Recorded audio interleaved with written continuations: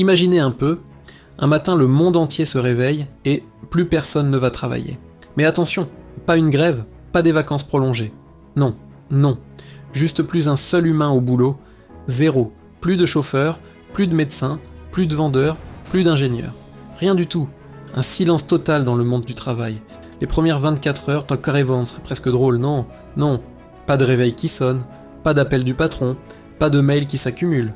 Instagram exploserait de stories, en vacances pour toujours. Les rues seraient étrangement calmes, les métros vides, les bureaux déserts. On se dirait que c'est le rêve, la liberté absolue. Mais très vite, ce rêve commencerait à virer au cauchemar. En 48 heures à peine, les rayons des supermarchés commenceraient à se vider. Logique, personne ne livre les produits, personne ne remplit les étagères, personne ne conduit les camions. Le pain, le lait, l'eau en bouteille, tout disparaîtrait. L'inquiétude commencerait à s'installer. 72 heures de plus tard, la situation devient critique. Plus de médecins, ni d'infirmières dans les hôpitaux. Les urgences fermeraient leurs portes. Une simple grippe pourrait devenir mortelle. Un accident domestique, sans aucun secours. La peur prendrait le dessus. Une semaine passe et là, c'est l'obscurité qui s'installe. L'électricité commencerait à lâcher. Les centrales électriques ne sont plus surveillées, plus entretenues. Les pannes se multiplient, les villes s'éteignent les unes après les autres. Internet, notre lien au monde, tombe petit à petit.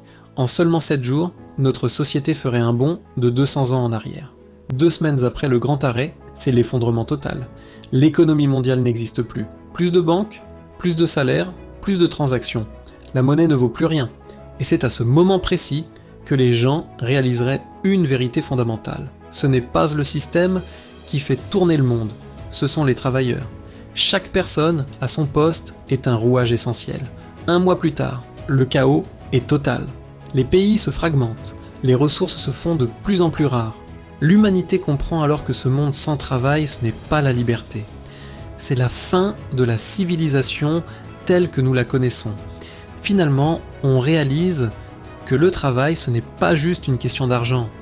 Il maintient notre santé, notre sécurité, notre alimentation, notre énergie, notre technologie. Le travail, c'est la colonne vertébrale de notre monde. Alors, peut-être que la vraie question n'est pas comment vivre sans travail, mais plutôt comment apprendre à mieux travailler ensemble pour créer un monde meilleur. Qu'en pensez-vous ? Dites-le moi en commentaire.